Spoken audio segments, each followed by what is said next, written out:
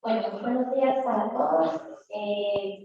Vamos a dar inicio a esta ponencia. Está con nosotros la doctora Adriana Peña Sanabria. Ella es médica veterinaria, zootecnista, con maestría en Administración de Negocios y maestría en Agrociencias. Cuenta con más de 13 años de experiencia en porcicultura y se ha desempeñado en diferentes empresas del sector porcícola del país. Inicialmente como asistente técnico y líder de granja. Posteriormente como coordinadora de diferentes proyectos en Colombia. Actualmente se desempeña como directora técnica en 333 Latinoamérica. Entonces, muchas gracias a ustedes por la puntualidad. Muchas gracias a la doctora Adriana y a 333 por estar aquí con nosotros. Vamos entonces a dar inicio a nuestra charla. ¿Listo? Doctora. Guillermo.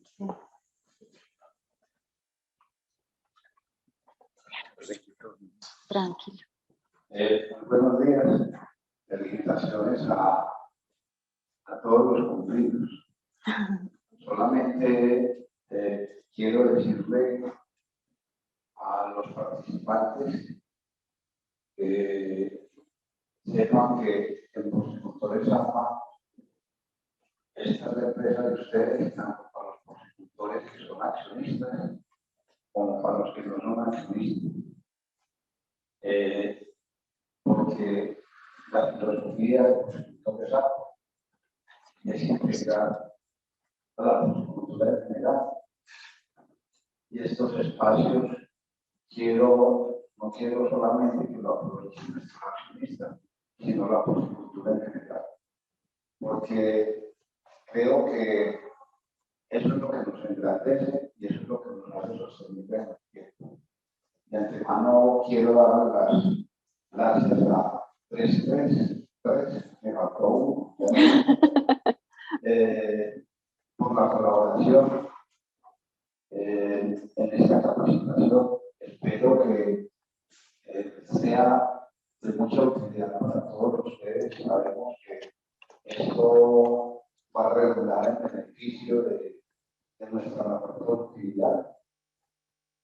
Y sepan y entiendan a todos los participantes que estas son las puertas que están abiertas para todos ustedes en lo que le podamos servir. Y a los socios de Porcicultores APA, en el año 2023, esperen cosas muy buenas que van a redundar en beneficio del manejo de las granjas de cada uno de ustedes. Muchas gracias.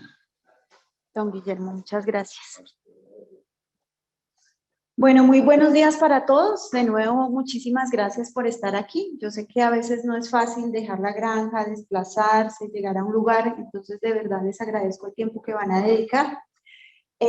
Como bien les decía Jessica, yo soy actualmente colaboradora de 333 Latinoamérica y quisiera solo para darme una idea, ¿quiénes de ustedes conocen 333? Bueno, casi diría que el 50%.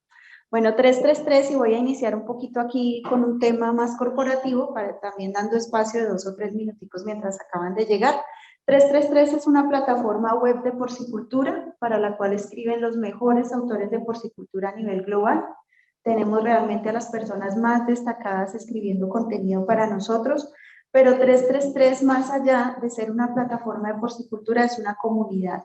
Actualmente tenemos más de 130.000 usuarios a nivel global, de los cuales somos casi 10.000 usuarios en Colombia, todos interesados en la porcicultura, entre ganaderos, estudiantes, veterinarios, asistentes técnicos y demás profesionales o personas vinculadas a la porcicultura. Y quiero hacerles una invitación porque ahorita el 4 y 5 de octubre vamos a tener nuestro primer evento presencial, que va a ser aquí en Medellín, en Medellín, muy cerquita de Medellín. Entonces, para que estén enterados y para que desde ya estén muy atentos, porque vamos a estar promocionando el evento y para que ustedes sepan que están invitadísimos a participar. Ya les iremos contando cómo, entonces, para que estén enterados. Y no quiero extenderme más, quiero arrancar ya con esta presentación y quiero aclarar 2 cosas. Primero vamos a hablar de la relación de la calidad seminal, su evaluación, cómo se hace una evaluación seminal básica. Voy a hablar aquí de la evaluación seminal clásica, o sea, la que se hacía hace unos años, que se hacía muy operativamente, muy manualmente, porque sabemos que hoy en día hay muchos sistemas CASA que hacen todo automatizado y que realmente son el futuro, pero no voy a hablar de eso, voy a hablar de cómo se hacía y cuál es esa relación de esa evaluación seminal mínima con los parámetros reproductivos en granja. Entonces, para empezar, vamos a hablar de cuáles serían esos parámetros básicos de cómo se hace una evaluación básica de semen en granja y voy a ir hablando a lo largo de toda la charla cómo esa evaluación básica se relaciona con el desempeño de los machos a nivel reproductivo y cómo esto repercute finalmente en el desempeño de las granjas. Todos sabemos que la evaluación seminal es necesaria. La evaluación seminal es necesaria para hacer una determinación de la calidad del eyaculado y no solamente de la calidad del eyaculado, sino de la cantidad de pajillas que podemos obtener de un eyaculado y nos sirve como cierto predictor de su capacidad fecundante, ¿cierto? Hay muchas pruebas que no voy a mencionar porque muchas de esas son difíciles de hacer en campo. Ya cuando hablamos de un centro de machos, pues muchas más de esas pruebas obviamente deben ser realizadas periódicamente, pero vamos a hablar de lo que se haría más en el diario vivir de una granja que todavía procese sus pajillas o lo que deberíamos conocer mínimo del procesamiento de pajillas. ¿Cuál es el objetivo de esta charla? Primero, conocer cuáles son los principales parámetros de calidad seminal y su relación con la fertilidad y la prolificidad, como ya lo estaba diciendo, y comprender las primeras causas de alteración de la calidad seminal. Vamos a hablar un poquito de cuáles serían esos factores que pueden alterar esa calidad seminal a lo largo del tiempo o en la vida reproductiva de los machos. Esto que ustedes ven ahí es un diagrama de cuál sería una evaluación seminal básica, o sea, lo mínimo que se debería hacer. Siempre partimos por una evaluación de características físicas y luego vamos a una evaluación de características microscópicas. Cuando hablamos de características físicas estamos hablando básicamente de tres factores: la evaluación del volumen, el olor y el color. Estamos mirando, es decir, a simple vista, para determinar si un eyaculado va al siguiente proceso que sería la evaluación microscópica. Por defecto, cuando un eyaculado no pasa el primer filtro, que es la evaluación física, yo ni siquiera debería hacer una evaluación macroscópica. Cuando el semen tiene alguna alteración en sus características físicas que se aprecian fácilmente, ese semen debería ser desechado y no debería ser procesado como tal. Y luego iría a las características microscópicas, como ya lo mencioné, pruebas hay muchas. Ustedes pueden evaluar cualquier manual, el manual de cubos, que a mí me encanta y me parece muy bueno, cualquier otro manual. Hay cualquier cantidad de pruebas que se le pueden hacer a los espermatozoides y que son tan sencillas o tan complicadas como lo que yo quiera evaluar. Pero las mínimas que se deberían tener en cuenta son motilidad, aglutinación, morfología, concentración y vitalidad. Ahí creo que me salté un poquito el orden porque casi que la última que uno hace es la de concentración. Primero va haciendo las otras para definir que la calidad del semen realmente es buena y luego ya evalúa cuántos espermatozoides tiene y cuántas pajillas puede obtener a partir de esos espermatozoides. Hoy en día con los sistemas CASA esto es mucho más sencillo porque casi que el sistema te da muchos parámetros ya listos, te los da evaluados, de hecho a mayor profundidad, y ya al final lo que uno hace es preparar también las pajillas según lo que vaya diciendo el sistema. Y me voy a volver un poquito aquí, voy a hablar de las necesidades ambientales de los machos. Debo aclarar que estoy hablando de unas necesidades ambientales promedio. Hoy en día eso también ha venido evolucionando mucho y sabemos que hay centros de machos donde incluso los machos son alejados en jaulas como si fueran cerdas. Digamos que no voy a dar ningún concepto respecto a eso porque no sería quien. Hay centros de machos que lo hacen así, les funciona bien y tienen buenos desempeños a nivel de fertilidad y prolificidad, pero estoy hablando de las características de lo que sería ideal. Lo ideal, como todos sabemos, es que estén a una temperatura entre 16 y 22 grados. Estoy hablando de temperatura ambiental, es decir, un confort térmico para que los machos estén tranquilos y sin estrés por factores de temperatura. Sabemos que temperaturas sobre los 23 grados centígrados pueden alterar la calidad seminal. Entonces, se sabe que cuando los machos están sometidos a un estrés calórico, un estrés térmico, eso ya per se puede alterar la calidad seminal. Y se ha evaluado también que en condiciones de frío, es decir, temperaturas muy por debajo, también se puede ver afectada la calidad seminal. Por eso es importante que se trate de brindar la temperatura adecuada. Otro es el tema de el espacio que necesita un macho. Se habla de 7 metros cuadrados. Uno siempre habla de que el diseño de los corrales debe permitir que los machos puedan darse la vuelta sin problema. A veces uno ve corrales que cumplen con los 7 metros cuadrados, pero son mucho más largos que anchos, y a veces el macho no puede darse la vuelta con facilidad. Entonces, también es importante que no solamente consideremos el espacio físico como tal, sino que el animal pueda moverse dentro del corral de una manera más natural. En este sentido, como les decía, hay centros de machos donde los machos son alojados. ¿Se fue el sonido? No, un segundo. Perdón, donde los centros de machos son alojados como si fueran hembras, en jaulas una cerca a la otra, una junto a la otra, y tienen buenos parámetros. ¿Qué pasa? Que las investigaciones dicen que el macho sufre un estrés fuerte al inicio, que igual que una cerda, luego se va acostumbrando, y como que ese estrés ya no influye tanto en la capacidad o en la calidad seminal, más bien dicho, ¿sí? Ahora, desde el punto de bienestar animal, ¿eso está bien, eso está mal? Y creo que esa es otra discusión en la que no me voy a inmiscuir porque no es el objeto de la charla, pero ahí ya sería otra evaluación y otros criterios muy diferentes. La alimentación a voluntad, dependiendo también de lo que considere la casa genética. Todos sabemos que hoy en día las casas genéticas no solamente le dan a uno los animales o lo proveen de los animales o el plan que uno tenga de genética, sino que también hacen unas recomendaciones nutricionales de cómo debería alimentar a los machos. Generalmente se hace una alimentación a voluntad hasta cierta edad y luego se les da una ración que depende mucho. ¿Alguien está hablando por allá? Perdón, que parezco loca, pero es que yo escucho aquí a los que están online y alguien está hablando por allá, perdón. Bueno, y obviamente consumo de agua a voluntad.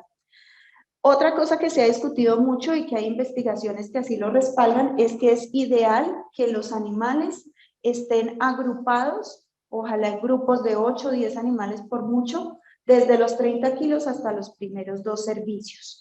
Se ha encontrado que ese agrupamiento de machos durante su vida juvenil, por decirlo así, o cuando son pequeñitos, eleva la libido, y hay una cosa muy importante, y es que hay investigaciones que dicen que fortalece el tren posterior del macho, y ustedes saben cómo es de importante el tren posterior durante la posterior vida reproductiva de un macho. Entonces, hay investigaciones que dicen que eso ayuda a fortalecer ese tren posterior y que eleva la libido y que eleva el conteo espermático. Obviamente faltan evaluaciones que digan qué tan importante es eso durante toda la vida del macho, porque hay como hallazgos que dicen que es muy importante para la primera, como esa vida inicial, pero no se sabe si eso sigue teniendo una repercusión a lo largo de la vida.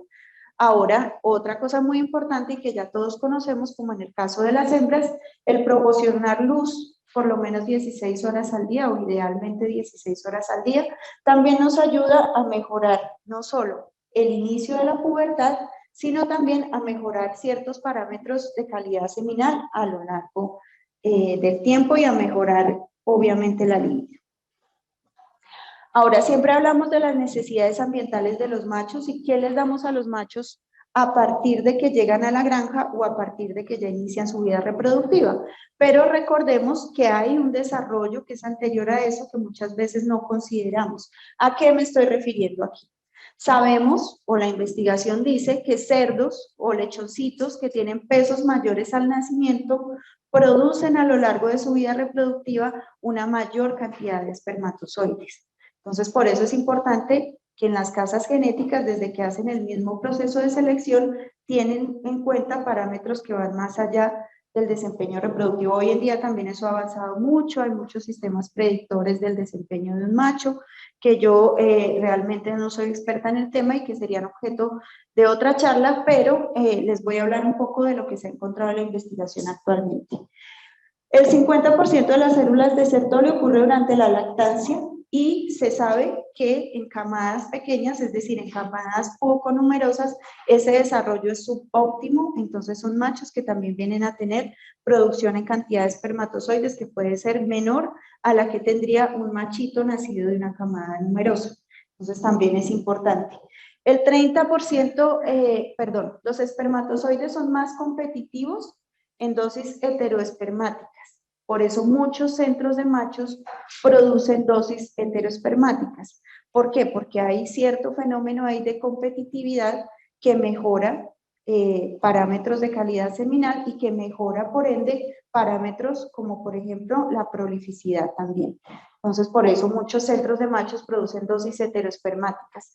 Esto antes era un poquito más complicado, digamos que requerían unas pruebas un poquito más avanzadas, pero hoy en día ya se hace dentro de un proceso mucho más sencillo porque se ha encontrado que esas pruebas no son necesarias. Antes hacían unos tests como de permeabilidad de la membrana para ver qué tan buena calidad tenía la membrana del espermatozoide.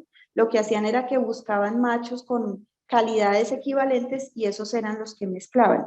Hoy en día lo que hacen es que tengan parámetros similares de motilidad, de vitalidad, de parámetros de morfología, etcétera, y se hace la mezcla, incluso pueden mezclar 3, 4, 5 machos en una dosis heteroespermática. Y se ha encontrado que esto es muy curioso y que lo traigo aquí porque me parece muy importante, la socialización con los seres humanos también mejora la motilidad de los espermatozoides, pero estoy hablando obviamente de una sociabilización positiva, ¿cierto? No se trata, yo a veces digo, de entrar como esa interacción que puede ser un poquito intrusiva, lo digo yo, con los animales, sino de que los animales tengan el espacio adecuado, la iluminación adecuada y que la interacción con la persona que se encarga de manejarlos sea positiva, que los machos no sientan miedo cuando ven a los seres humanos, sino que sientan que están en un ambiente seguro y un ambiente de confianza.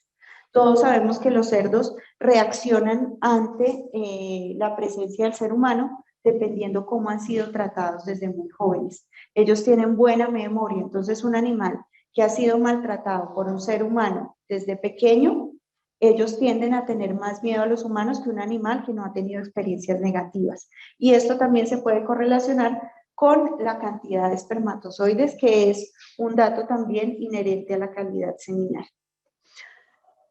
Ahora, ¿cuáles serían los parámetros seminales normales mínimos? Esto cambia mucho. Ahora, cambia mucho en un poco porcentaje, ¿sí? O sea, hay personas que dicen que el 70, que el 75, que el 80, que sí, pero digamos que estos son como unos parámetros estándar que podemos tener en la cabeza y que pueden llegar a funcionar. ¿De qué estamos hablando? De un volumen de 200 a 400 ml, ahí estoy hablando de un volumen promedio, porque siempre me dicen, pero yo tengo un macho que da yo no sé cuántos, obvio, ¿sí? Siempre hay una variabilidad que es normal.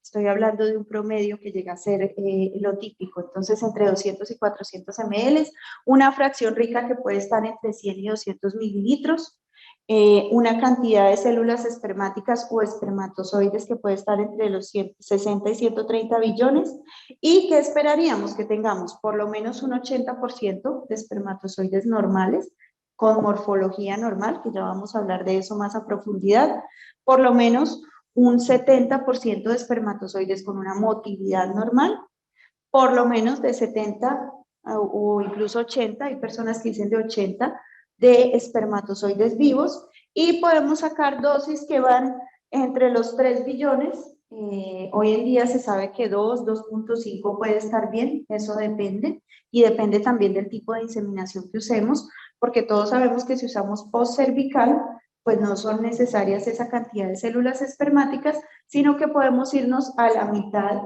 de células espermáticas y estaría bien. Ahora, ¿cómo hago yo esa evaluación básica?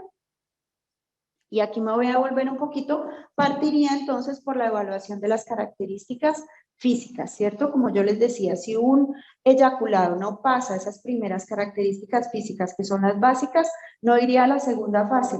De hecho, en un centro de machos casi que se partiría de lo mismo. Obviamente ellos usan una tecnología de punta, dependiendo también del centro de machos, pero siempre parten de la observación física. Si un eyaculado no pasa esa observación física, pues no debería continuar el proceso de evaluación a través de los sistemas CASA o el que utilice. ¿Cuáles son esos? Dijimos color, olor y volumen. Básicamente lo que buscamos es que el color sea como blancuzco, ¿cierto? Como un color crema muy claro, que no venga contaminado, que esté como rosadito, como amarillento, porque eso lo que me está indicando es que puede venir contaminado con sangre o con orina, que eso ya de por sí me dice que no debería procesarlo. El olor es sui generis, o sea, el olor que uno cuando trabaja en un centro de inseminación o cuando trabaja produciendo pajillas, uno ya va conociendo el olor normal del semen del cerdo. Si hay cualquier alteración, si tiene un olor fétido, si huele a orina muy concentrada, si huele a sangre, pues también me está diciendo que puede estar contaminado. Y el volumen, siempre lo que se hace es pesarlo, ¿cierto? Eyaculados que son de un volumen muy bajo generalmente tampoco se procesan y eso puede pasar, sobre todo en machos que son muy jóvenes, puede pasar a veces. Lo siguiente que deberíamos ya pasar cuando yo veo que el eyaculado cumple con esas características es a la evaluación microscópica general. Pero antes voy a hablar cuáles pueden ser las causas básicas que generan cambios en la calidad seminal y me voy a referir a cada uno.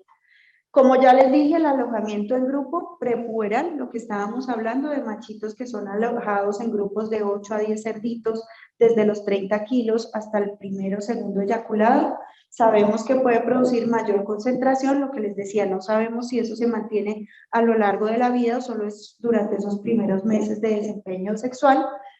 El calor, el estrés térmico, que también lo mencionamos ahorita al principio, puede reducir la motilidad, puede producir anormalidades morfológicas y puede producir aglutinación.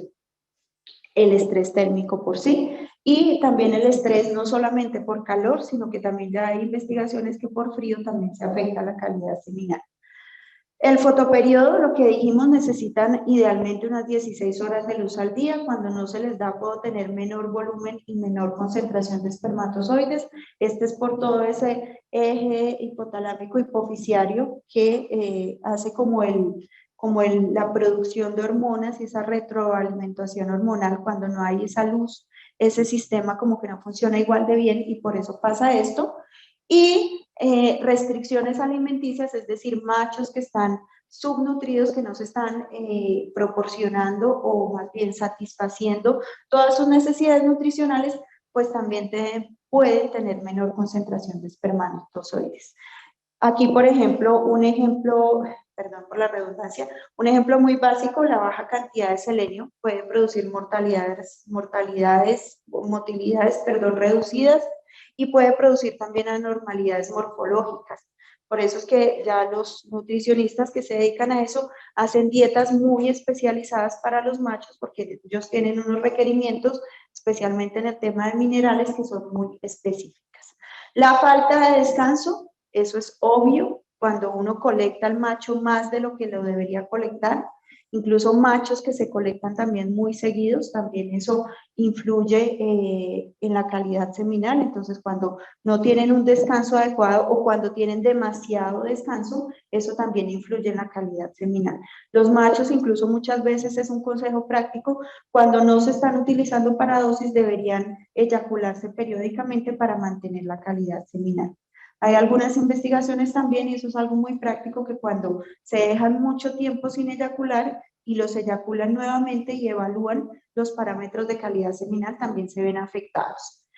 Reproductores inmaduros, esto es obvio, los reproductores vienen a estabilizar su calidad seminal dependiendo del reproductor, porque siempre hay una variabilidad inherente a cada macho, todos los machos son diferentes, pero en promedio a los 8 o 9 meses. Incluso hay machos que se pueden ir un poco más allá.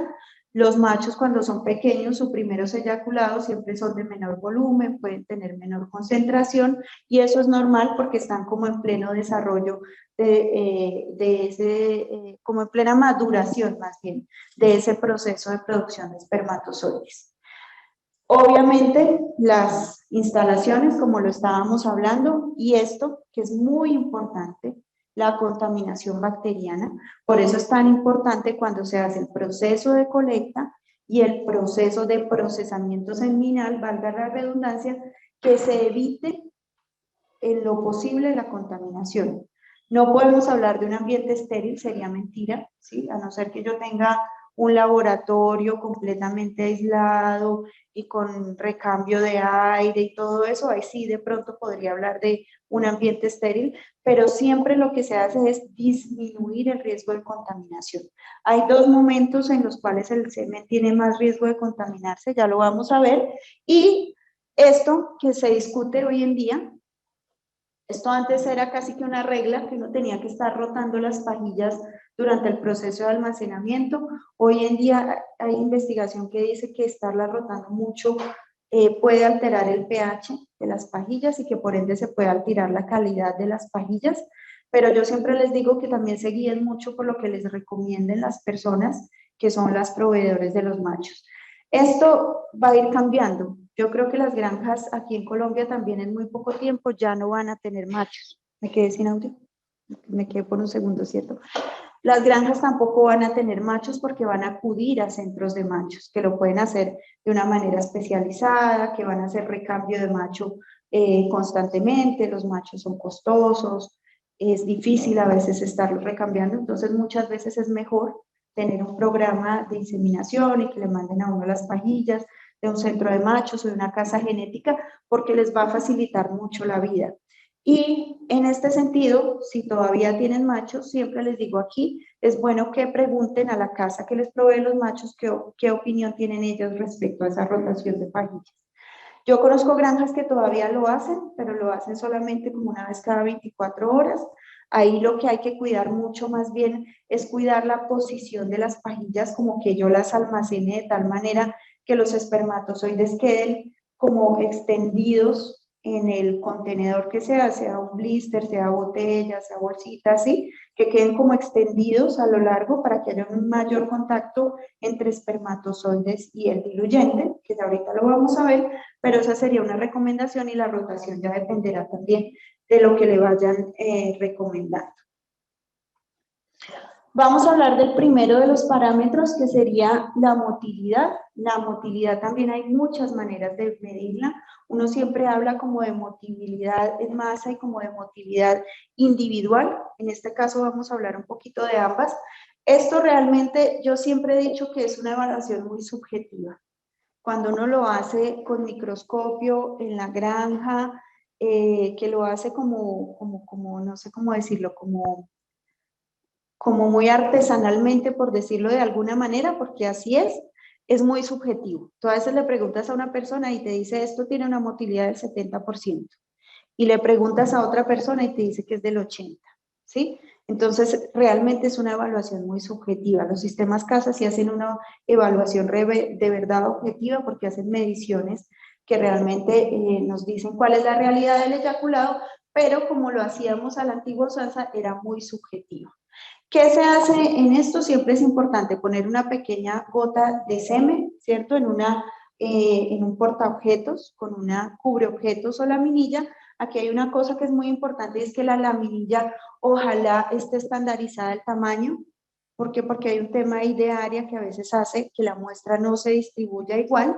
Entonces es importante tener una laminilla que ojalá sea cuadrada completamente, que no sean de las alargaditas que a veces se usan y se consiguen, sino que sea de las cuadradas.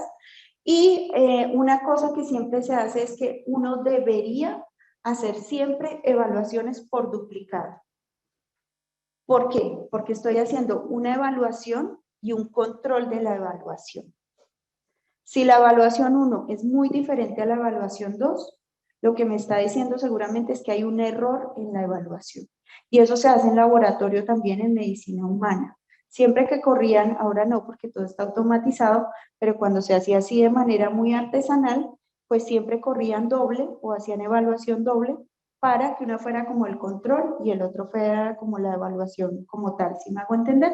Siempre debería hacerse por duplicado.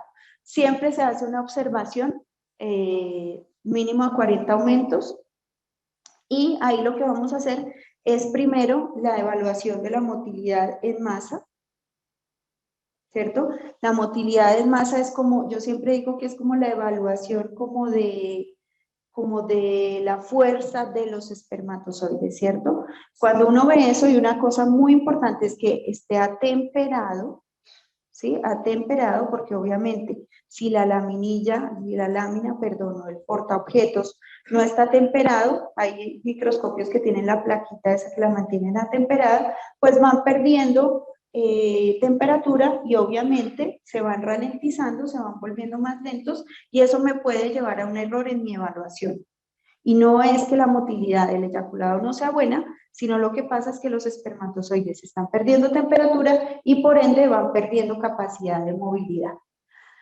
Otra cosa es la motilidad individual. Y la motilidad individual lo que trata uno de saber a más aumentos qué tan rectilíneos son los movimientos de esos espermatozoides, ¿cierto?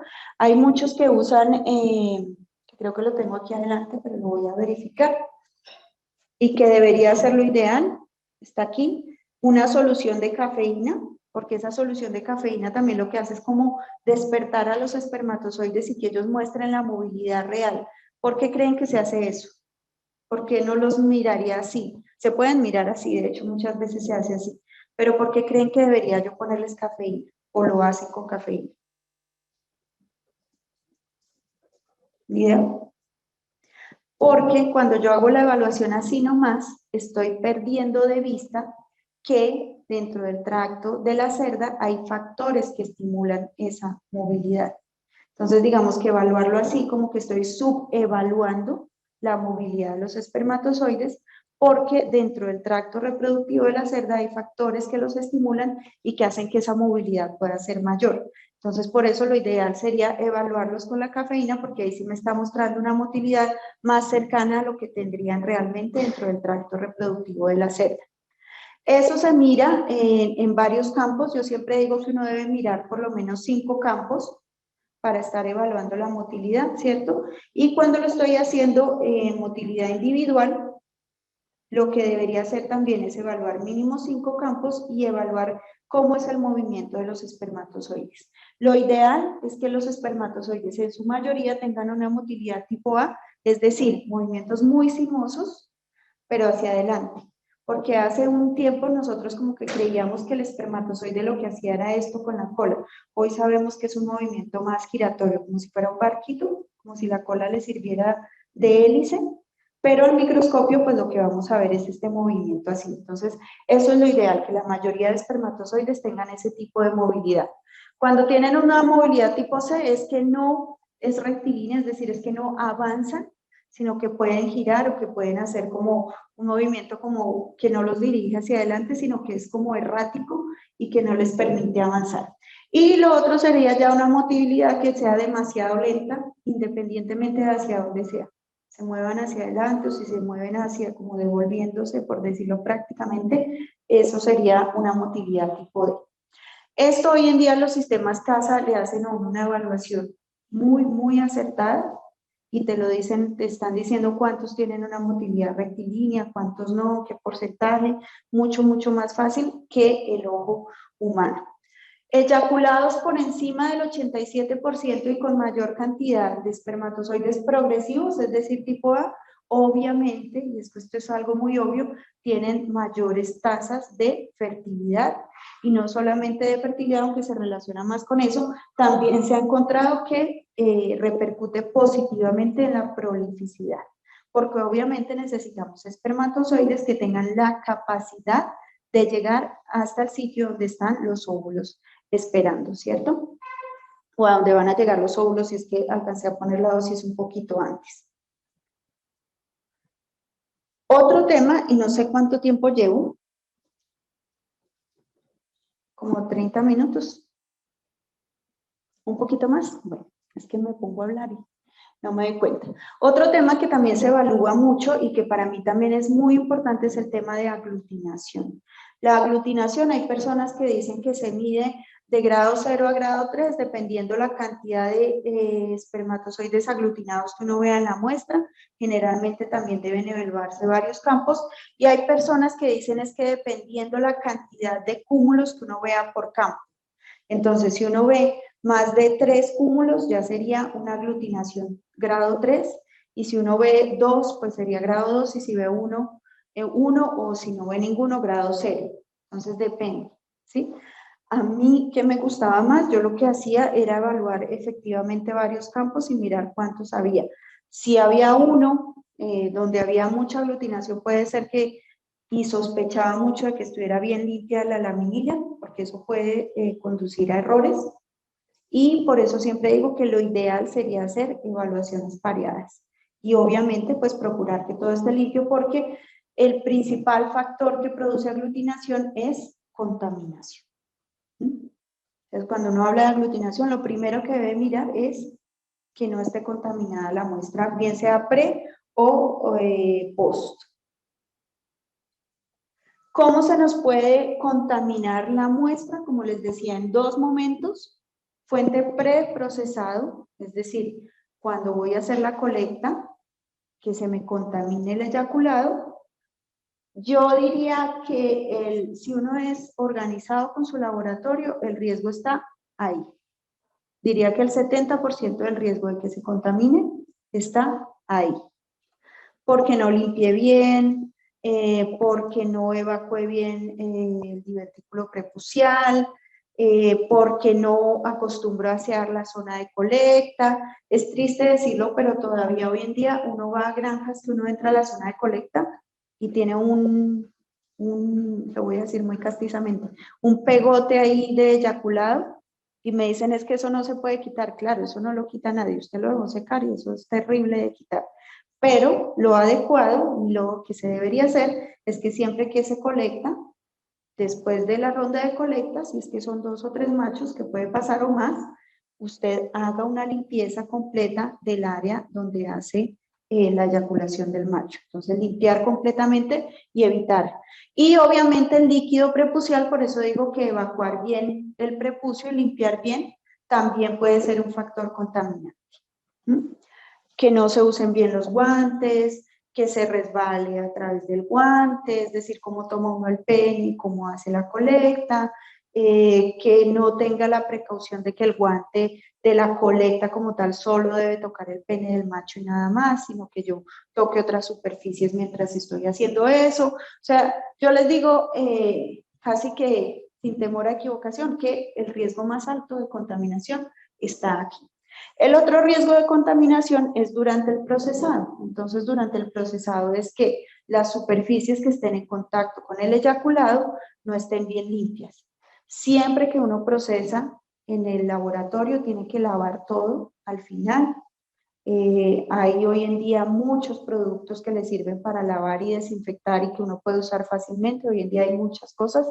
Y siempre tiene que limpiar todos los elementos del laboratorio, y yo siempre digo, tengo que periódicamente hacer una limpieza general del laboratorio. Entonces, por eso los laboratorios se diseñan de manera que yo los pueda limpiar completamente y que pueda usar desinfectante completamente. Entonces, periódicamente es ideal hacer una limpieza total del laboratorio. Obviamente también lo puedo contaminar si no me lavo bien las manos, si usé un elemento que no era estéril o que no estaba nuevo. Muchas de las cosas que se usan también son idealmente nuevas. Y ahora, ¿qué pasa con la contaminación? Que tiene un mayor riesgo. Esa contaminación tiene un efecto directo sobre la calidad seminal, que está muy resumido en esa tabla. Aquí lo que hicieron fue, en una investigación que está ahí referenciada, mirar qué efecto tenía y qué porcentaje de muestras podían estar contaminadas, ¿sí? Y que encontraron que, por ejemplo, Enterococcus, de entre el 8 y el 20% de las muestras podían estar contaminadas. ¿De dónde podría venir Enterococcus? ¿Qué creen?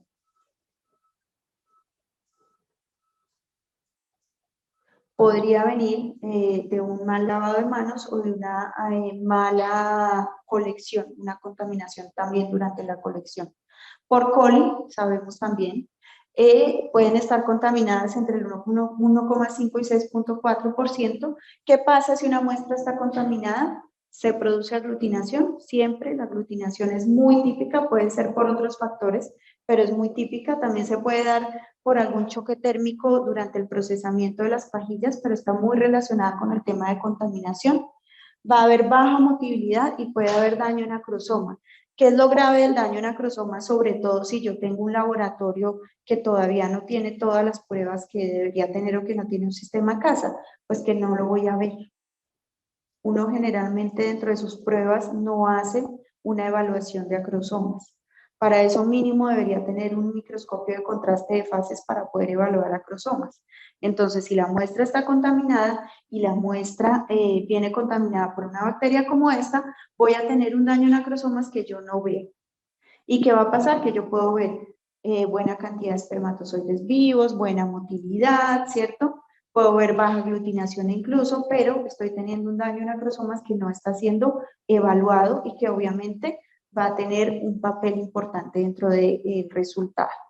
Sabemos que el acrosoma es como esa porción apical, ¿cierto? En la puntita del espermatozoide, y ahí es donde están todas las enzimas que se liberan y que le permiten al espermatozoide penetrar el óvulo.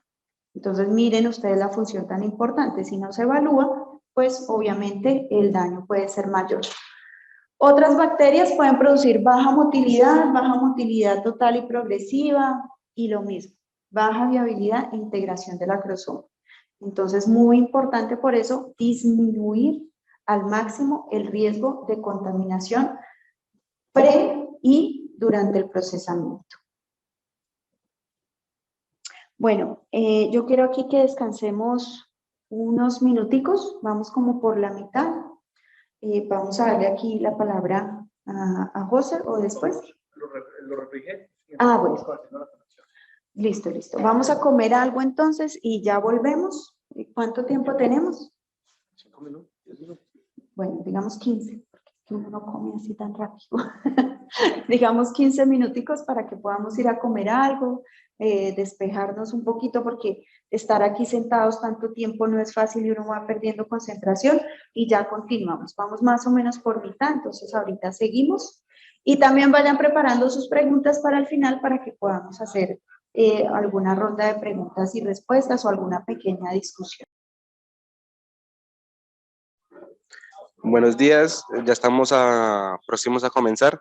Les recuerdo a los asistentes virtuales, por favor, diligenciar la asistencia para llevar este registro. Muchas gracias.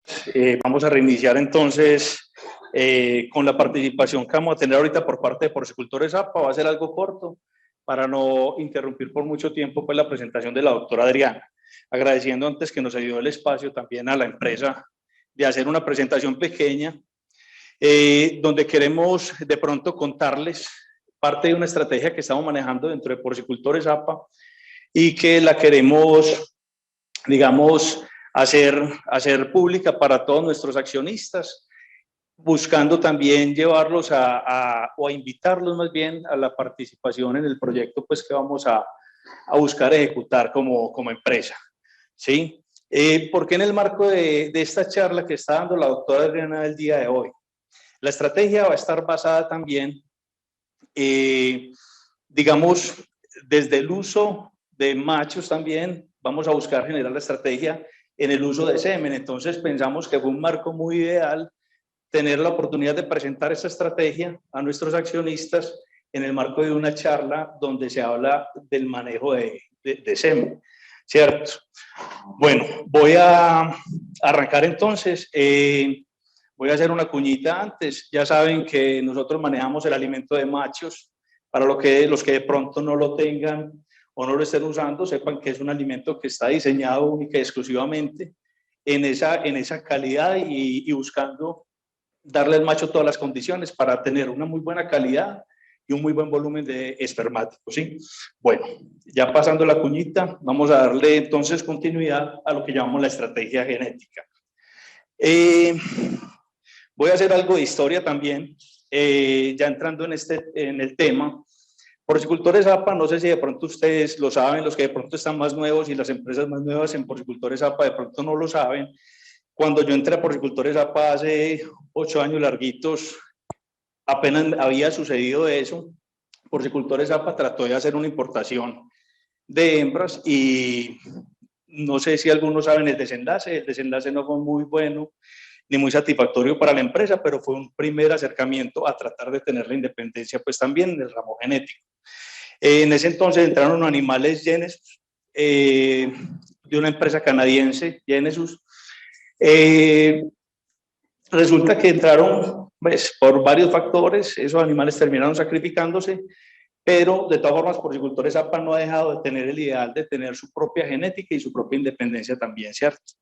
Entonces, volvemos a retomarlo hace 1 año y medio, 2 años, haciendo una exploración de varias genéticas a nivel mundial, dentro de las cuales ya les voy a empezar a mostrar los objetivos, digamos, inicialmente entonces de la estrategia son estos. Reducir el costo reproductivo en las granjas de los accionistas, incrementando la rentabilidad de sus empresas, e impulsar el desarrollo genético de Porcicultores APA y sus accionistas, ¿sí? Bueno, hablándole entonces de las genéticas que veníamos explorando, tuvimos la oportunidad de explorar estas 4 genéticas, ¿cierto? Porque estas 4 genéticas son las genéticas que de pronto no se encontraban en el momento que estábamos haciendo el análisis en el país. Topics, creo que de pronto la conocen, está representada por Cercafé, el doctor Hernando Blandón. Dambre, que actualmente está representada por SIPA. Dani Genetics, que es una empresa, es una genética, digamos, hablamos de libre, porque aquí en Colombia no está representada, digamos, o no está casada con ninguna casa comercial ni con ningún representante en específico, ¿cierto? Y la genética Genesus también la tuvimos en cuenta, no la quisimos seguir explorando porque de pronto, pues por algunos factores adicionales ahí que se presentaron, entonces nos quedamos con las 3 iniciales, ¿cierto? Como lo ven ahí, pues también hay algunos compromisos de las genéticas de interés, algunas están comprometidas, como la de Topics, en el caso, pues digamos, representada por Cercafé, y Dambre, pues representada por SIPA. Entonces, en este momento, nuestro foco es la genética Dani Genetics, que es una empresa, digamos, está representada como genética por Breeders, que es una empresa danesa, que es con la que nosotros tenemos nexos, ¿sí? Bueno. Digamos, Dani Genetics es la estructura muy similar a la que manejamos en la parte de cría sobre todo. Lo novedoso aquí es el macho terminal Duroc. Permítanme, este macho es un macho, digamos, que tiene diferentes facetas. Lo que ellos están y nos han mostrado, que ahorita les voy a compartir parte de los datos, como les digo, es una intervención corta. El Duroc es un macho que de pronto en algún momento se le ha hecho muy mala fama, porque se pensaba que era un macho graso, y resulta que es un macho que sí tiene una infiltración, pero es a nivel muscular, o sea, genera mayor calidad en la carne, ¿sí? En la carne, mayor terneza, un muy buen color, y es el macho que está actualmente, es el macho que está actualmente, digamos, compitiendo, digamos, si se puede utilizar la palabra, entrando a competir en Colombia, pues también con los machos dominantes.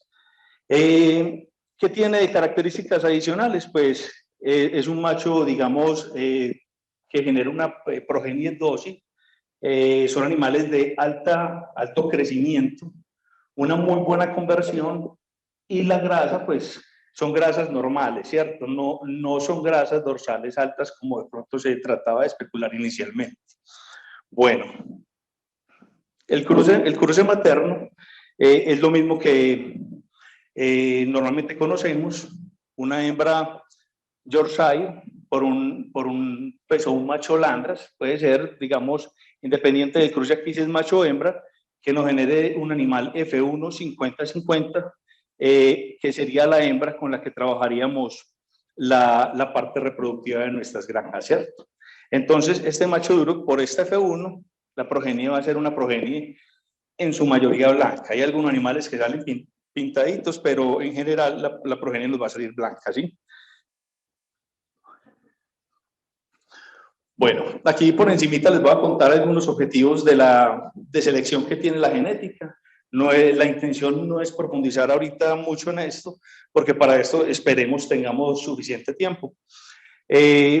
Ambas líneas maternas tienen estas, digamos, aquí están los focos de selección, los tenemos traducidos aquí en este punto. Crecimiento, un 26% de porcentaje se le da a ese crecimiento en las líneas maternas, para que lo tengamos claro. La habilidad materna se trabaja también un 22%, la eficiencia en un 22%, la reproducción en un 13%, la rusticidad del animal en un 9% y la calidad de la carcasa en un 8%. En el macho duro, en el animal duro, los porcentajes, de pronto aquí no vamos a ver habilidad materna, pues, pero sí tenemos muchos de los mismos parámetros que se trabajan los animales enfocados en la línea materna, ¿cierto? En la línea paterna hablamos de reproducción, un 5% en la parte de reproducción se está haciendo el trabajo, la rusticidad un 6% porque es un animal realmente rústico, entonces ahorita la fuerza no está en ese factor de selección. La eficiencia en un 39%, este punto es clave, al igual que el crecimiento como lo ven ahí, y la calidad de la carcasa en un 12%. Bueno, la estrategia para las líneas reproductivas pues son muy similares a las que ya conocemos actualmente, pues también en la forma que lo queremos plantear con el uso, o digamos, generando la estrategia, como les decía, desde el manejo seminal, que ya muchas granjas lo están haciendo. Simplemente esto es una especie de recorderis. Existen dos métodos para realizar la gestión del núcleo. Uno que sería el de raza pura, buscando generar el 10% de tu población en la granja, unas hembras completamente puras. Hablamos de Y, acordémonos que es la línea York, ¿cierto? Y un 90% de línea YL, que sería York por Landras, que es la hembra F1, ¿listo? Bueno, de ese 10%, un 2% entonces, digo yo máximo, estaría cruzándose puro para sacar este 10%, ¿cierto? Y un 8% de ese 10% se estaría cruzando con el macho opuesto, o sea, con el macho Landras, recordémonos que son hembras York, con el macho Landras para sacar el otro 90% que nos da la YL. ¿Estamos de acuerdo ahí? Ese YL o el Y aquí es el 90% de nuestra granja, o sea, 90 hembras de cada 100. Yo espero les esté quedando más o menos claro. De todas formas, esto se los puedo compartir, ¿sí? La segunda estrategia, la segunda forma de, digamos, cómo se trabajaría la reproducción, la segunda alternativa, es el cruce que Dani Genetics llama zigzag. Es simplemente coger esa hembra F1 que vimos ahorita, ¿se acuerdan que es la YL, York por Landras, 50-50, y meterle primero un macho Landras, que haría aproximadamente un 70-30, 70 de Landras por 30 de York, y después a esa hembra, acuérdense que solamente serían servidas entre un 8 y 10% en esta forma de cruce, para poder tener siempre irnos, permítanme, yo me desenredo ahí para especificárselos mejor. Empezamos con la F1, la cruzamos por una línea. Esa F2 que llamaríamos, la cruzamos por la otra línea. Pero se acuerdan que lo que vamos a servir para sacar el 90% de hembras F2 va a ser entre el 8 y el 10%. Esa es otra forma de manejar la reproducción. Acuérdense que lo llaman el zigzag. Es meter primero a la F1 una línea y después coger la F2 y voltearle la línea. Ahí nos vamos yendo en un 70-30. A veces es 70 de Landras por 30 de York y a veces es 30 de Landras por 70 de York. Bueno. Dentro de las estrategias reproductivas, esto es un datico así como por encimita. Cuando estamos haciendo la primera estrategia que vieron para sacar la F1 full, estamos hablando, esto es lo que nos da la casa genética para tenerlo claro, entre 30 a 42 lechones de estetos por hembra año, ¿sí? Y el segundo modelo que les mostré, que es el zigzag, estaríamos hablando entre 33 a 37 destetos por hembra año. Las líneas puras York y Landras, estamos hablando entre 32 y 35, entonces van viendo que la F1 es el punto, digamos, de máxima producción, es lo más recomendable por la genética, ¿sí? Y cuando estamos hablando del zigzag, que ya sería con hembras F2, como les conté, estaríamos hablando de ir reduciendo los destetos por hembra año, y si ya vamos a hablar de hembras puras, todavía lo reducimos un poco más, para que lo tengamos en cuenta pues, en nuestras granjas. Algunos resultados, no me voy a enfocar mucho en esto, porque igual este resultado en particular pues de la cría que tengo, es de crías danesas, entonces tienen algunos manejos que se diferencian bastante de los nuestros. Entonces, pero sin embargo, quiero mostrarles los lechones destetos por hembra año. Estamos hablando de un volumen interesante. Tengamos en cuenta que ellos los manejos son muy mínimos, son más hembras por operario, entonces de pronto la especificidad muchas veces de los procesos como lo manejamos aquí en Colombia es superior a lo que incluso ellos pueden estar haciendo. Sí, ellos dependen todavía más es de estrategias de máquinas, de reducir un poco la mano operativa. Bueno, como les digo, no voy a profundizar mucho. Me voy a ir a algunos ensayos que sí hicimos a nivel local. No quiere decir que sean los únicos que puedan haber en Colombia, pues nosotros tenemos un datico de porcicultores APA. Quería compartírselos en este marco, pues también. ¿Qué hicimos? Nosotros cuando nos fuimos a probar, digamos, las genéticas, lo primero que hicimos fue probar los machos. Entonces probamos el duro, el Pietran y el Maximus, ¿cierto? Que son machos, pues, machos del mercado. Este Pietran es un Pietran alemán. Y comparados con los resultados que teníamos de machos 337, pues también en porcicultores APA. Se dan cuenta que las muestras aquí obviamente van a ser muy en favor de este dato y son muy pocos para decir que tenemos un rigor estadístico aquí, pero por lo menos la intención en el presentar esta diapositiva y estos resultados es por lo menos mostrar una tendencia, ¿cierto? ¿Qué nos mostró? El duro nos dio un comportamiento muy interesante, nos dio un 2.04 de conversión, muy similar a la que tuvimos con el resto de machos o de productos que hemos tenido en porcicultores APA. Nos pareció interesante el dato. Se dan cuenta aquí que la conversión ajustada incluso tiró a mostrar un mejor resultado de este macho. Y las ganancias animal día, que es un punto que para mí es fundamental y clave para presentar este dato, son de 1.180 gramos. También fue el macho que mostró mejor desempeño ahí. Como les digo, estamos hablando de posiblemente esta evaluación se hizo en una sola granja con mejores procesos que lo que se tomó de base para estos otros procesos. Pues claro que esto era de la misma granja, perdón. Este dato también es de la misma granja. Bueno, voy a pasar a la siguiente. Permítanme, aquí quiero mostrar el resultado de un desposte de machos, de unos machos duros. Pocos machos, fueron 11 machos que se despostaron también, versus 326 que teníamos, digamos, como lotes comparativos. En este punto quiero mostrarles esto, el rendimiento. El rendimiento fue un rendimiento interesante, muy, digamos, similar a los compañeros que se estaban despostando también. Entonces, es un datico que también quise traerles porque es un dato que tenemos de primera mano en una empresa aliada de porcicultores APA, donde se hizo la evaluación. Bueno, ¿qué tendríamos pensando en la estrategia genética con Danish Genetics? Como costos adicionales tendríamos 1.500 euros por año si son granjas de más de 1.000 cerdas para el manejo y la actualización de índices semanales y 200 euros por año en granjas con menos de 1.000 cerdas. Entonces, esto de todas formas es algo que se puede pensar en que se pueda trabajar aparte. Este slide o esta diapositiva ¿por qué la traigo aquí? Quería mostrar, aparte de los centros de machos que sabemos que tienen las casas genéticas dominantes y que ya están aquí en Colombia, existen 3 centros de machos actualmente en el país. Nuestra estrategia inicialmente quiere partir de apoyarnos en estos centros de machos, digamos que prestan el servicio a las empresas que así lo requieran. De hecho, hoy John Ardila nos está acompañando también, es el gerente para Colombia de Semen Cardona.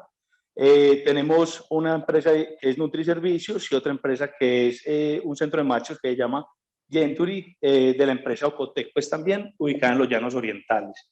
Hemos hecho la evaluación también desde el departamento profesional y desde las directivas. Creemos que vamos por buen camino y esperamos de pronto poder apoyar nuestra estrategia en este tipo de proyectos que se tienen a nivel local ahorita. ¿Listo? Bueno, ¿qué ¿Qué sí quiero hacer y recalcar un poco? Y nuevamente empato ahí con la charla de la doctora Diana. Es que ahorita nosotros de pronto en Granja no estamos siendo lo suficientemente rigurosos para tener digamos, un muy buen procesamiento del semen. Y tener un sistema casa por granja es una cosa muy compleja. Entonces, si queremos ser un poco más profesionales y de pronto no impactar de manera negativa ese 50% reproductivo en nuestras granjas, esto es una estrategia muy interesante también, apoyarnos en profesionales, en empresas profesionales y dedicadas a eso, que tienen la facilidad de prestarnos un servicio que pueda ser de alta calidad. Entonces, por eso creemos que la estrategia en esa forma puede funcionar y creemos que no solamente podríamos tener contacto con uno, dos o tres, o los tres, porque es que todas las empresas en algún momento van a necesitar tener un backup aquí en Colombia también, o una reserva de animales, evitando contaminación en sus centros de machos propios, ¿sí? Entonces, como les digo, es un servicio que estamos considerando realmente tenerlo y ponerlo a funcionar también a nuestro favor como porcicultores APA. Y esperamos pues generar buenos nexos con no solo una, sino ojalá con todas las empresas que están prestando el servicio. Bueno, esto es algo pues ya muy por encima también. Dentro de la estrategia creemos que vamos a reducir el costo de las dosis que estamos actualmente utilizando, digamos, del mercado, que estamos consiguiendo en el mercado, que es la primera parte para uno poder vender una estrategia, y es que al accionista se le pueda generar una economía, incluyéndose pues también en un proyecto de este estilo, ¿sí? Y para las dosis de finalizadores, también estamos mostrando aquí algunos precios a los que creemos que podemos llegar. De pronto, bueno, no me voy a adelantar. Aquí estamos trabajando dosis. Nosotros incluso aquí le incluimos al precio que nos puede dar el valor del flete, cosa que de pronto en otros precios que ven ahí no estarían incluidos, ¿sí? Bueno, ¿qué pensamos que puede ser las ventajas de la estrategia? Y que esperamos pues que ustedes también lo vean así. Que sería económica para porcicultores APA, reduce el riesgo de una importación directa y genera un colchón para la creación de la granja genética de porcicultores APA, en caso de que la empresa lo visualice de esa forma, ¿cierto? Y por otro lado, debemos tener en cuenta los espacios de hembras. Esto es un punto clave aquí, porque como son genéticas de más hiperprolificidad, que producen más lechones, entonces tenemos que tener en cuenta todo esto, espacios en cría, preseo y ceba, y manejos ajustados a la nueva genética. El costo de salida del esquema reproductivo genético, si se está, digamos, anclado en este momento algún esquema genético, la bioseguridad de los sitios y la disponibilidad de las dosis ante eventualidades, ¿sí? Bueno, no, le agradezco mucho y me disculpa la doctora Adriana, yo creo que me estaba pasando, ¿cierto? Gracias.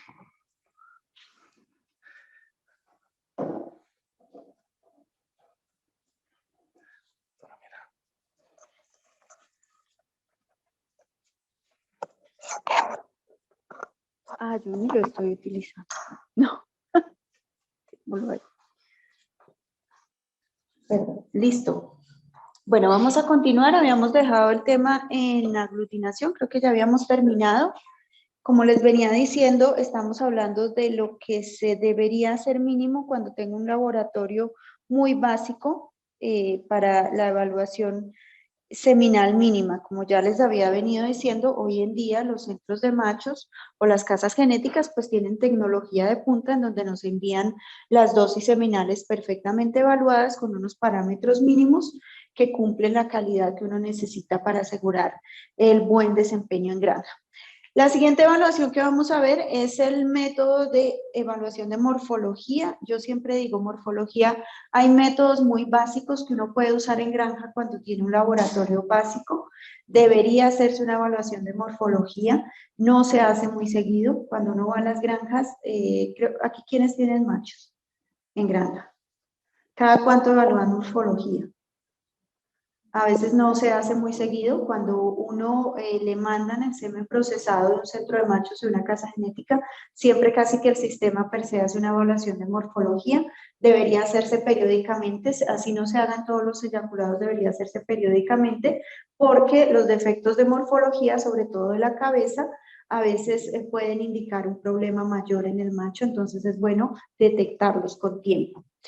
Cuando hablamos de morfología, hay dos básicas que uno puede hacer. Una es la tinción de los espermatozoides y la evaluación mediante un frotis.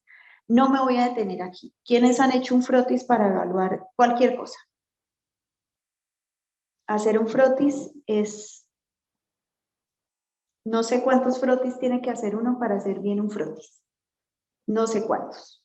Porque yo lo hice muchas veces en laboratorios y siempre es difícil. Porque el frotis, la muestra tiene que quedar bien extendida de manera que tenga una cabeza, un cuerpo y una cola y que le permita a uno evaluar en la muestra verdaderamente y ver bien, en este caso, los espermatozoides o las células que esté evaluando, porque se hace para evaluación de células. Esos frotis son difíciles de hacer, requieren mucha práctica y aún hoy en día en la teoría se dice que podría hacerse en evaluación de granja, pero a mí no me gustan mucho. Antes se hablaba mucho de ese método por tinta china, a mí me parece que es muy difícil de hacer. Lo pongo ahí, ¿por qué? Porque digamos que sería como la evaluación qué sé yo, la cartilla de kinder de evaluación, lo mínimo que uno podría conseguir, pero lo ideal es que si uno va a hacer un frotis lo haga mínimo con solución de eosina nigrosina y haga el extendido, el frotis y haga la evaluación contando por lo menos 100 espermatozoides y haciendo la evaluación de la morfología.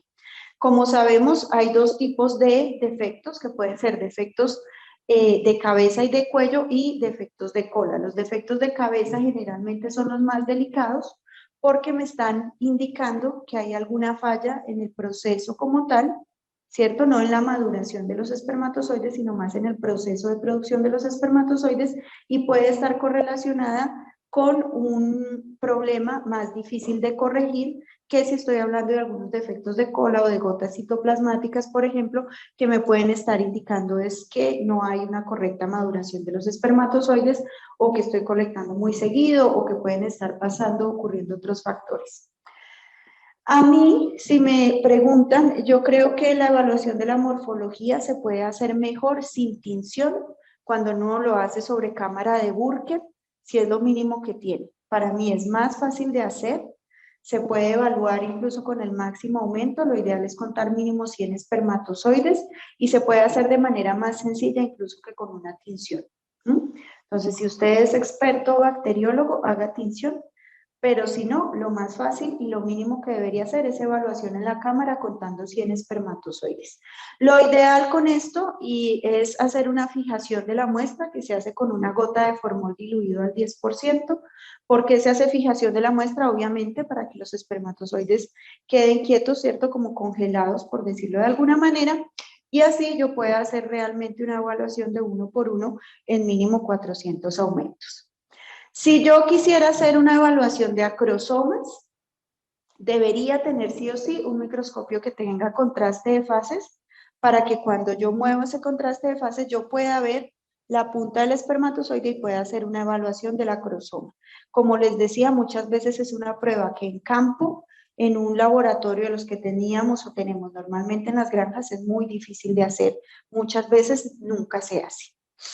Y otra posibilidad, porque a veces no tenemos formol para fijación de la muestra, es calentar un poco los espermatozoides, mejor dicho, lo que estamos haciendo básicamente es matarlos para poder hacer la evaluación y contar, como les digo, mínimo 100 espermatozoides. Siempre, como yo les contaba al principio, lo ideal es que yo hiciera muestras pareadas para que no haya como un riesgo de error y que yo esté subestimando o sobreestimando los porcentajes de espermatozoides con defectos o sin defectos. Obviamente, un eyaculado que tiene un porcentaje alto de espermatozoides con anomalías morfológicas, pues va a tener correlaciones negativas con el desempeño. Entonces, cuando tengo, por ejemplo, muchas gotas citoplasmáticas, se ha encontrado que hay una correlación negativa entre la tasa de preñez, es decir, fertilidad, e incluso sobre prolificidad, es decir, número de nacidos totales. Solo espermatozoides con acrosoma intacto pueden unirse a la zona pelúcida, que es esa como que recubre el óvulo, y solo espermatozoides con el acrosoma intacto son capaces de penetrar el óvulo y unirse con él. Entonces, por eso les he insistido un poquito en que realmente hay pruebas que en campo es difícil de hacer y que deberíamos hacer periódicamente.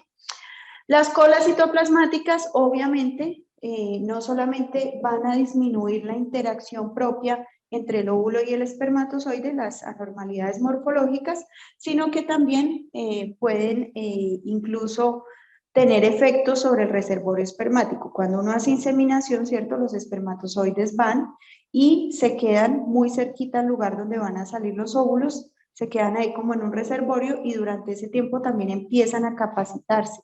Capacitarse, para resumirlo de una manera sencilla, es que el acrosoma empieza a sufrir cambios para que pueda liberar todas esas enzimas que contiene y para que pueda unirse con el óvulo, perdón. Entonces, obviamente también pueden haber efectos ahí.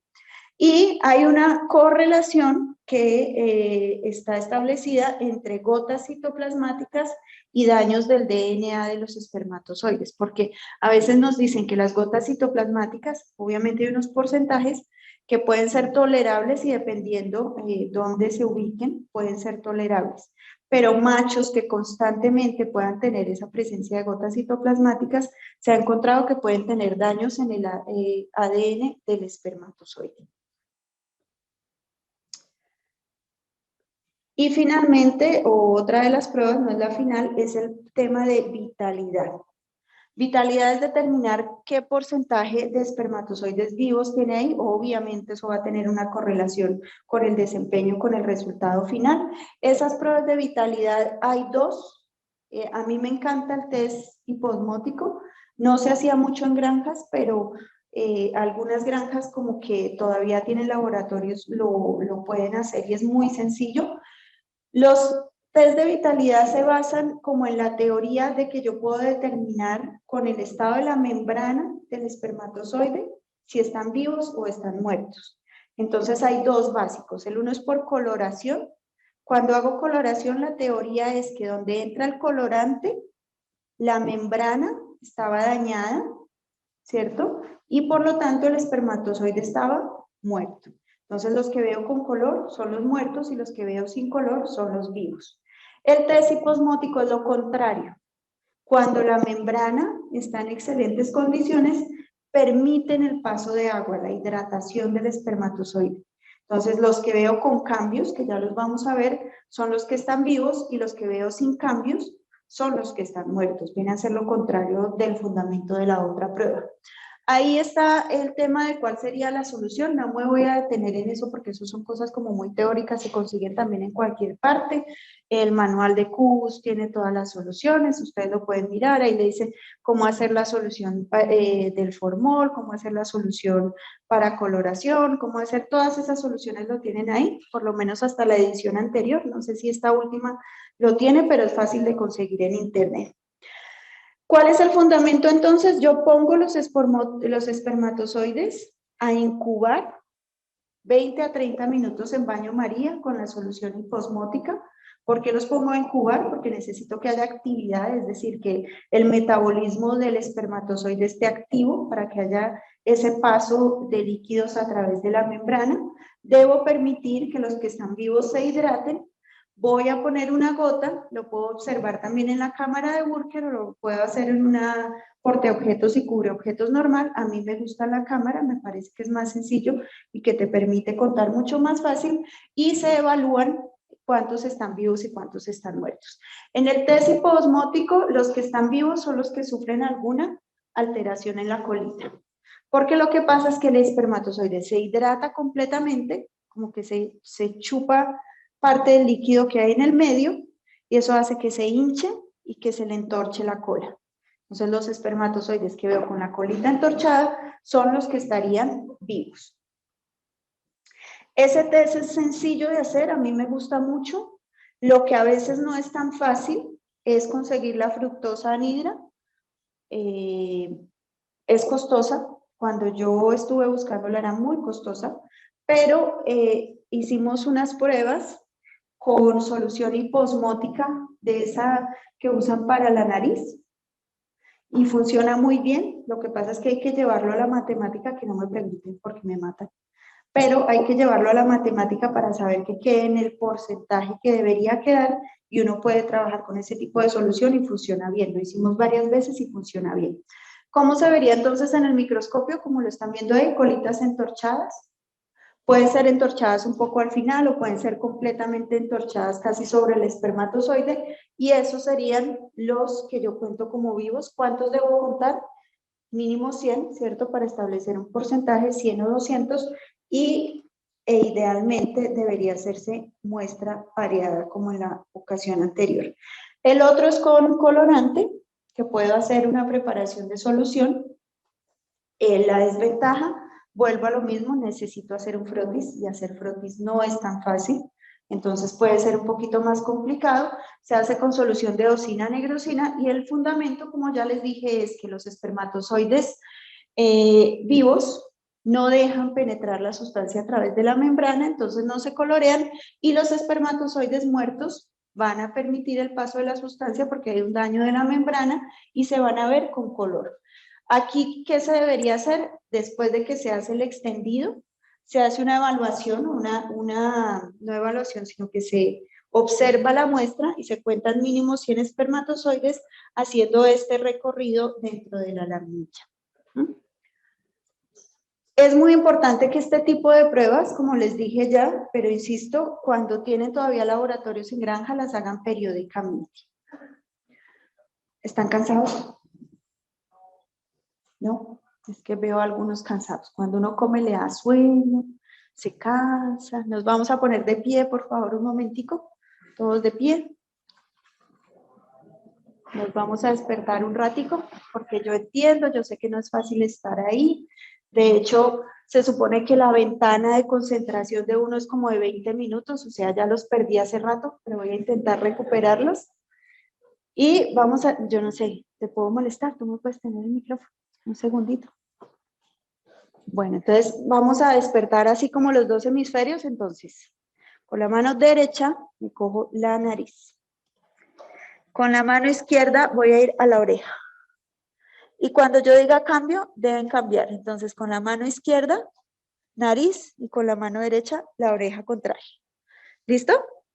A la 1, a las 2 y a las 3. Cambio. Cambio.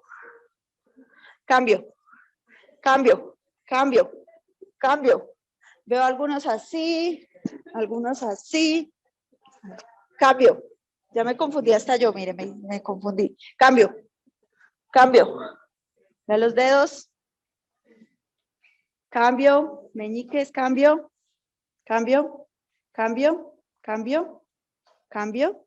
Eso nos ayuda a despertarnos un poquito y a conectar los dos hemisferios, derecho e izquierdo, y a despertarnos un poquito. Entonces nos podemos sentar y seguimos.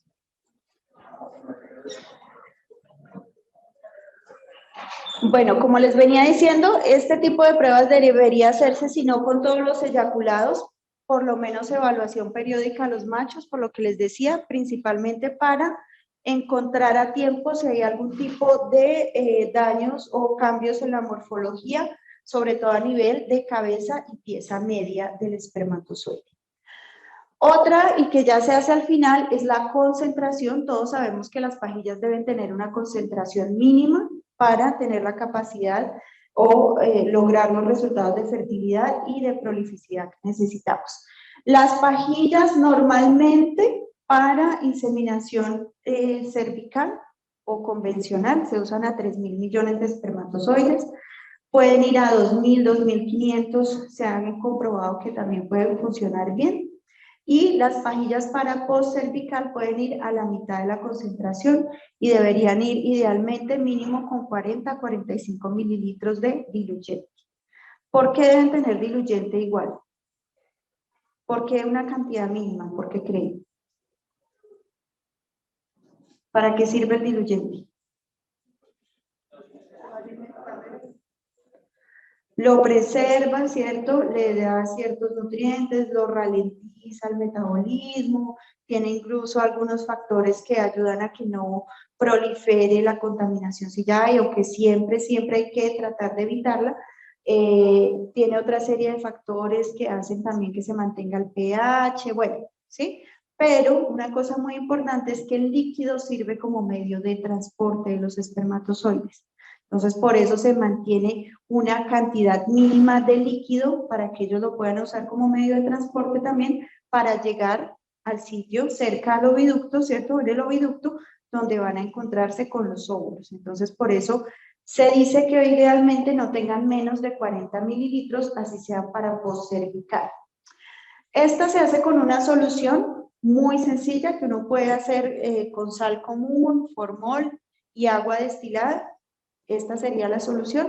Y lo ideal es que la dilución me quede 1 en 100, es decir, que yo tomo 1 centímetro de la muestra, que sería el eyaculado, y lo diluyo en 99 partes del diluyente, de la solución para conteo.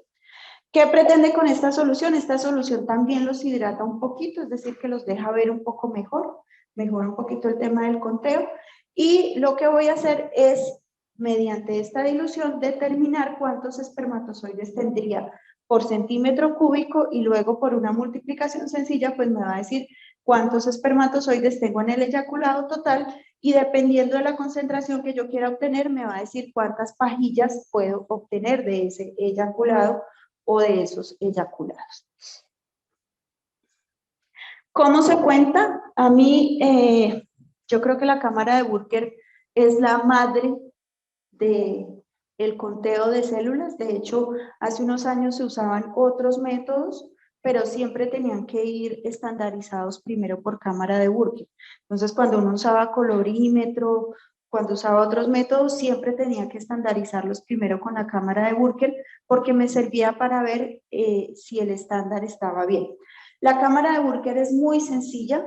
Yo simplemente tengo que contar 40 campos que se hacen así, ¿cierto? De izquierda a derecha, luego me devuelvo de derecha a izquierda, y son esos cuadritos, no los que tienen la división, sino los cuadritos que están sin división, ¿cierto? Contar en una cámara de Burker es muy sencillo. Yo simplemente voy a contar los espermatozoides que están entrando, no los que están saliendo, y siempre cojo 2 líneas sobre las que voy a contar, porque 2 líneas es un tema de áreas. Si cuento todas las 4, me va a aumentar como el área de conteo, y eso es lo que no quiero hacer, y me va a dar un conteo erróneo. Por ejemplo, yo determino cuáles líneas. Si defino que la superior y la derecha se cuentan, y la inferior y la izquierda no se cuentan, pues los espermatozoides que la cabeza esté ahí no los voy a contar. Si la cabeza ya entró al cuadro, esos sí se cuentan. Pero si están en el borde, esos no se cuentan. Para el ejemplo, ahí tendríamos 1, 2, 3, 4, 5, 6 espermatozoides, que dice 7. Ah, es que hay uno allá en la esquina, que no se ve bien. Está en el cruce de la línea superior y la derecha. Y tendríamos 3, que aquí también parece que hay otro que no se deberían contar, ¿sí? Muy importante que esto se haga el conteo también en muestras pareadas, y esto, que es algo que no se suele hacer en las granjas, es comparar las 2 muestras para ver si el conteo es válido. Eso debería hacerse sobre todo cuando uno está empezando a usar la cámara, porque a ti, ¿quién te asegura que ese conteo te está quedando bien? Nadie. ¿Quién te asegura que la muestra no está mal tomada y que estás cogiendo una donde ya hay decantación de los espermatozoides y cogiste la muestra mal y estás cogiendo poquitos? O lo contrario, que hayas tomado muestra profunda y que hayas cogido más espermatozoides, ¿sí? Entonces siempre, sobre todo cuando uno está aprendiendo, aunque para mí ideal siempre, y por eso las cámaras tienen doble cámara. Si las han visto, siempre tienen cámara arriba y abajo, tienen doble cámara, porque lo que uno debería hacer es montar las 2 muestras, hacer el conteo rápidamente y validar que el conteo está bien hecho. ¿Cómo se valida? Para eso hay una tabla de validación, ¿sí? Entonces me dice que si los espermatozoides en total suman entre 35 y 40 en las 2 cámaras, para ir al ejemplo básico, si conté 20 arriba y 15 abajo, que suman 35, la diferencia máxima aceptable entre los 2 conteos debería ser 12. Si hay más de 12 espermatozoides de diferencia, lo que me está diciendo es que el conteo está mal, que está errado. O sea, tomé la muestra mal, homogenicé mal, dejé secar la muestra, algo pasó y el conteo está errado. Ahí lo que debería hacer es volver a limpiar la cámara, volver a montar todo y volver a hacer el conteo.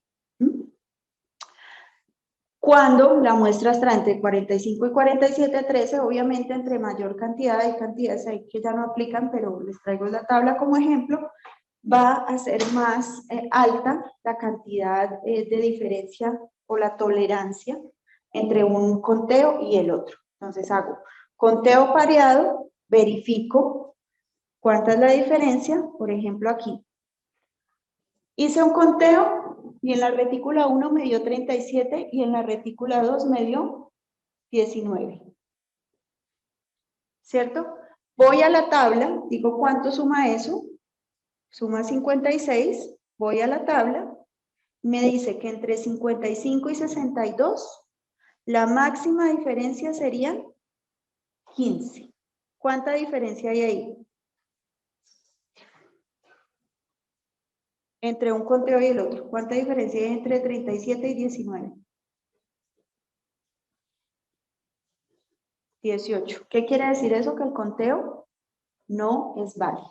Está mal tomada la muestra, mal homogenizada, la dejé secar, algo pasó y ese conteo está mal hecho. Entonces, para eso me sirve el doble conteo, para decirme y asegurarme si estoy haciendo bien o estoy haciendo mal el conteo. En el otro ejemplo, tengo una retícula con 36 y una con 34, ¿cierto? La suma es 70. Puedo tener 16, 17 máximo de diferencia, 16, perdón. Aquí la diferencia encontrada, que generalmente no es tan baja, es como para que el ejemplo sea fácil. Serían 2, quiere decir que el conteo es válido. Eso me está diciendo que el conteo está bien hecho.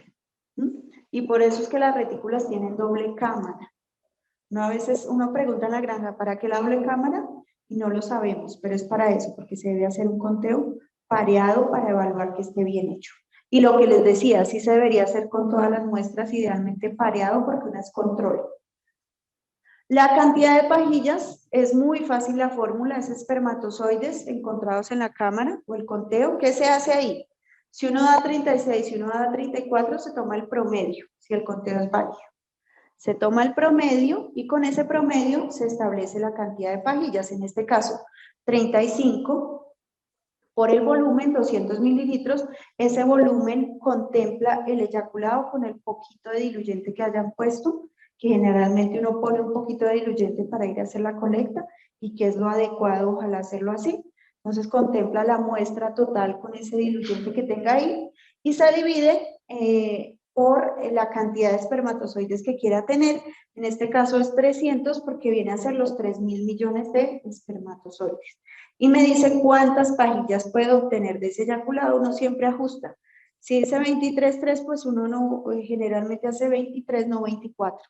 Pero si hiciera 24 y los parámetros de calidad del semen son buenos, la variación no va a ser mucha. Se va a mantener. Ahora, una cosa muy importante, y es después de hacer toda esa evaluación seminal, es mantener la calidad seminal que ya tenemos ahí. Y para eso hay que tener en cuenta los puntos críticos de conservación.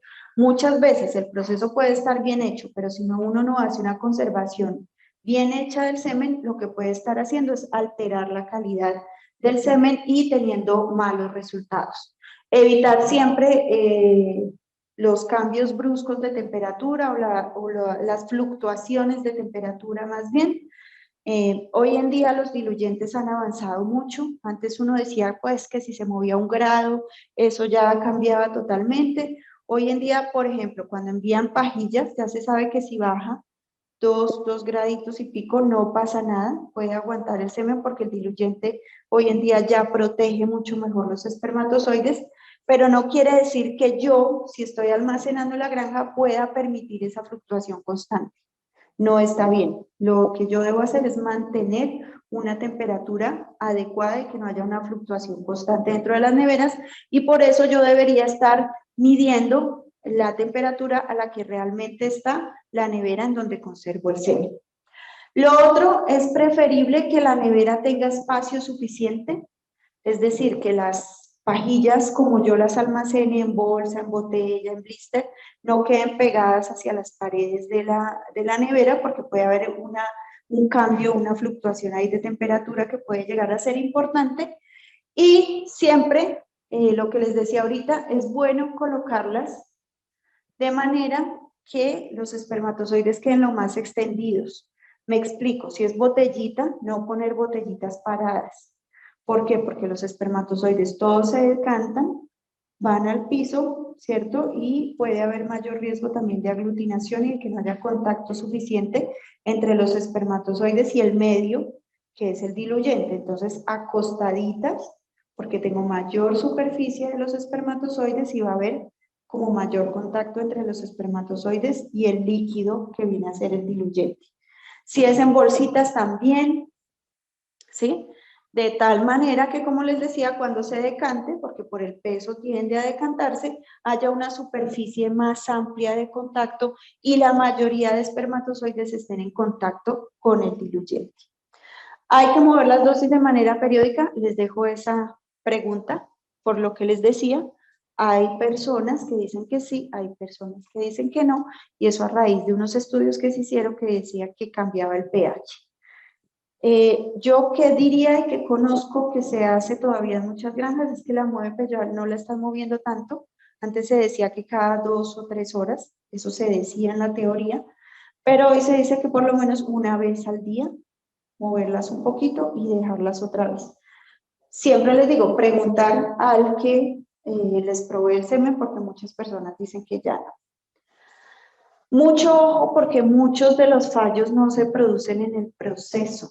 Y aquí traigo un artículo que escribió alguien para nosotros, lo escribió Volarín, que es una persona que tiene mucho conocimiento en el tema, y él decía, las fallas siempre son por cosas que uno no esperaría que fallaran. Entonces, ahorita se los dejo ahí en la bibliografía para que lo puedan mirar. Problema 1. La fertilidad ha caído drásticamente en las últimas semanas, apenas llega al 30%. Cuando ustedes ven una caída así de drástica, ¿qué piensan? ¿Hembra o macho? ¿Qué dicen? Macho, ¿cierto? Es lo más obvio. Cuando la caída es muy drástica y es un lote, algo falla en el macho o en el procesamiento de pajillas o algo. O sea, ahí no tiene pierde, es macho. ¿Qué puede estar pasando ahí? Y es una tontería, se los adelanto. ¿Qué creen?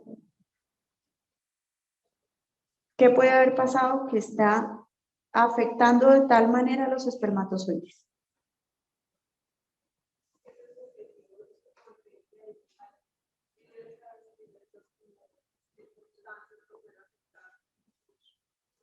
Ahí tengo que empezar a mirar. Si es un solo macho, tengo que ir a mirar qué está pasando con ese macho.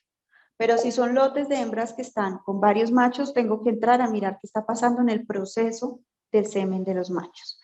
Era una tontería, era que cuando entraban a hacer el procesamiento, nadie se dio cuenta que el baño María estaba fallando, tenía un fallo ahí eléctrico, alguien entró sin zapatos, metió la manito en el baño María y sintió la corriente, con zapatos no se siente, sintió ahí la corriente en el baño María y lo que pasa es que estaban electrocutando los espermatozoides, ¿sí?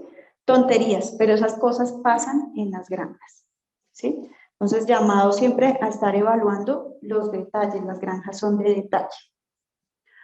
Segundo problema, las cerdas inseminadas el miércoles han quedado vacías, pero las de lunes y martes quedaron gestantes. ¿Qué puede haber pasado? ¿Qué pienso ahí? ¿Macho o cerdas?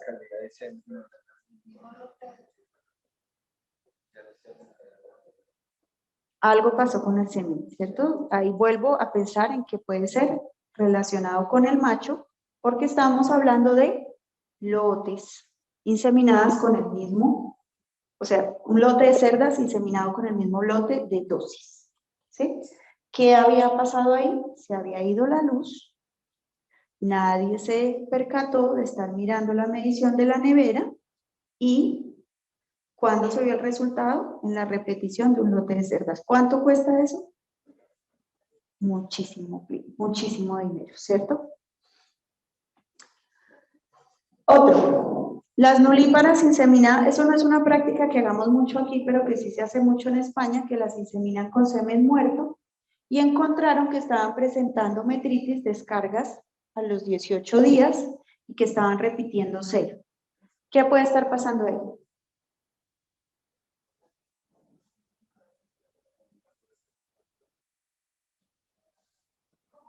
¿Qué puede haber? En España, sobre todo, inseminan las cerdas con semen muerto. ¿Por qué? Porque eso hace como que ustedes saben, el semen o los espermatozoides vienen a ser un agente extraño dentro del tracto reproductivo de una cerda. Entonces hay una respuesta inmune obvia, porque como es algo extraño, hay células ahí de defensa, vienen, fagocitan a los espermatozoides, etcétera. Una cantidad muere por esa fagocitosis, etcétera. Cuando hacen esto, lo que se pretende es que luego la respuesta inmune no sea tan grande y que haya como una menor cantidad de pérdida de espermatozoides en la inseminación real, ¿sí? Por eso inseminan con semen muerto. Pero esas cerdas que estaban inseminando con semen muerto estaban presentando contaminación, que obviamente era por la inseminación con el semen muerto. ¿Qué estaba pasando? Que los operarios, las personas encargadas de hacer la evaluación seminal, como era el semen muerto, no estaban cuidando adecuadamente que no se contaminara. Entonces, el tema de la contaminación, cuando ustedes ven descargas en cerdas a los 18, 20, 21 días después de la inseminación, siempre la cerda se contaminó durante la inseminación anterior. ¿Cómo? En el proceso de la inseminación o la pajilla se contaminó, bueno, pero fue en el proceso de la inseminación. ¿Alguien? Señor. En el aseo de la vulva.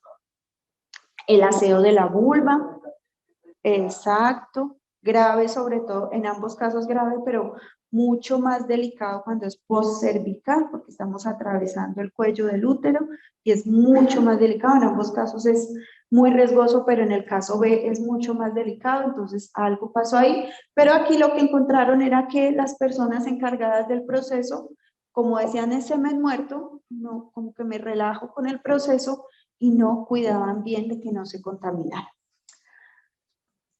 Caso 4. Las dosis del abuelo de la CIA A, que vienen más concentradas, dan buena fertilidad, pero las del finalizador de la CIA B, con menos concentración, dan resultados muy irregulares. ¿Qué está pasando ahí?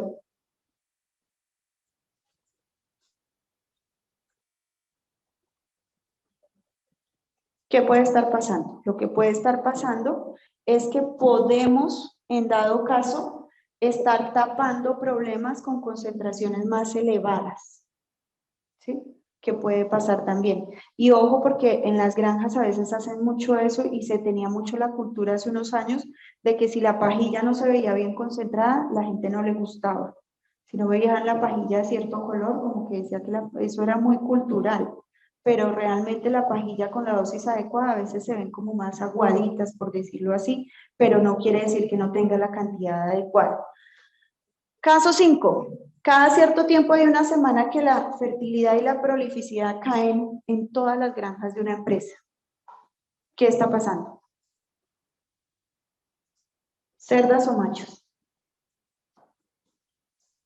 ¿Qué opinan?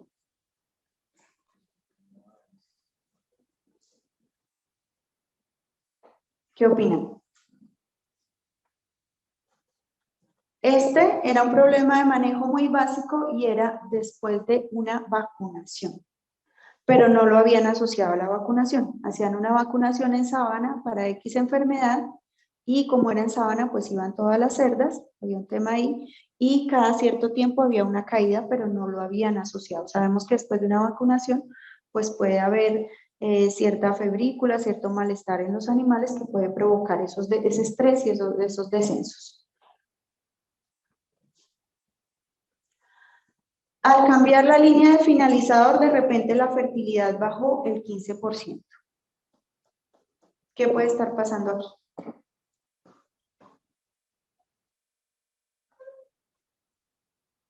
¿Macho o cerdas?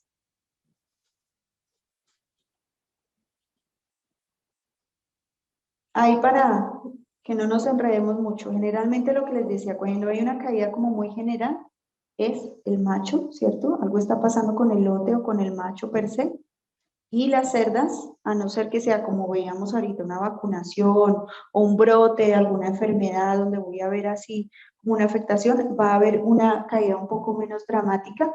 Ahí lo que estaba pasando también es que puede haber una evaluación del semen que no está bien hecha y que puede bajar obviamente los porcentajes de fertilidad y de prolificidad. ¿Esto por qué lo traigo?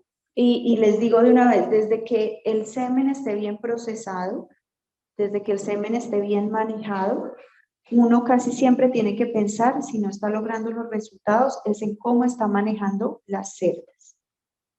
El 80-90% de las veces va a tener que ver con manejo de las cerdas más que con el semen.